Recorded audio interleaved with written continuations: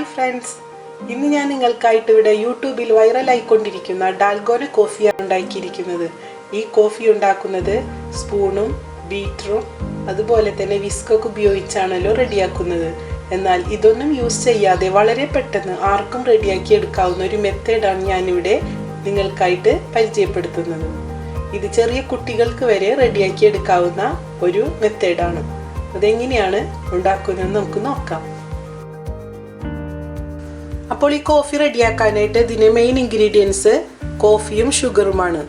ഷുഗറും കോഫിയും എടുക്കുമ്പോൾ ഈക്വലായിട്ട് എടുക്കാൻ ശ്രദ്ധിക്കണം.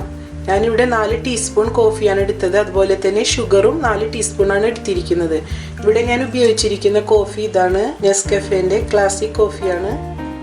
അപ്പോൾ ഈ കോഫി ഉണ്ടാക്കാനായിട്ട് ഇവിടെ ഞാൻ വിസ്കോ ബീറ്ററോ അതുപോലെ സ്പൂണൊന്നും ഉപയോഗിച്ചല്ല ചെയ്യുന്നത്. വളരെ ഈസി ആയിട്ട് എങ്ങനെയാണ് കോഫി റെഡിയാക്കി എടുക്കാമെന്ന് നമുക്ക് നോക്കാം. ഇതിനായിട്ട് ഞാൻ 2 ബോട്ടിലാണ് എടുത്തിരിക്കുന്നത്. മിനറൽ വാട്ടർ ബോട്ടിലാണ് ഇവിടെ എടുത്തിരിക്കുന്നത്. അപ്പോൾ ആർക്ക് വേണമെങ്കിലും, ചെറിയ പിള്ളേർക്ക് വേണമെങ്കിലും ഈ കോഫി റെഡിയാക്കി എടുക്കാൻ പറ്റും. ഇതെങ്ങനെയാണെന്ന് നമുക്ക് നോക്കാം. അപ്പോൾ ഈ കോഫി റെഡിയാക്കാനായിട്ട് 2 ബോട്ടിലിൽ നിന്ന് ഒരു ബോട്ടിൽ എടുക്കാം. ഇനി ഇതിലോട്ട് നമുക്ക് എടുത്തു വെച്ചിരിക്കുന്ന കോഫി പൗഡർ ചേർത്ത് കൊടുക്കാം.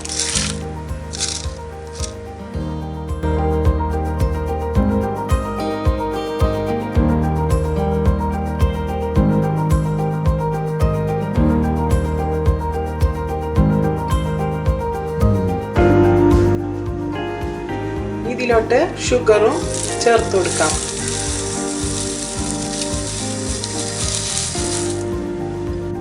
ഇനി ഇതിലേക്ക് 3 ടീസ്പൂൺ വെള്ളമൊഴിച്ച് നല്ലപോലെ നമുക്ക് ഒന്ന് ഷെയ്ക്ക് ചെയ്തെടുക്കണം.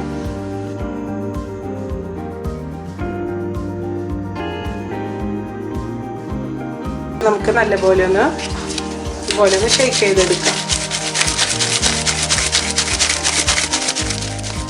രണ്ടാമത്തെ ബോട്ടിൽ ഉപയോഗിച്ച് നമുക്ക് പാല് റെഡിയാക്കി എടുക്കണം. ഇതിനായിട്ട് ആവശ്യത്തിന് പാലെടുത്ത് അതിലേക്ക് 1 ടീസ്പൂൺ ഷുഗർ ആഡ് ചെയ്യാം.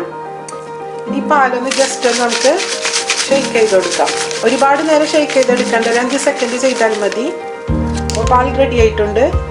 ഇനി നമുക്ക് കോഫി റെഡിയാക്കി എടുക്കാം. തണുപ്പിൽ റെഡിയാക്കണമെന്ന് ആവശ്യമുള്ളവർക്ക് അല്പം ഐസ് ക്യൂബ് ഇതിലോട്ട് ചേർത്ത് കൊടുക്കാം.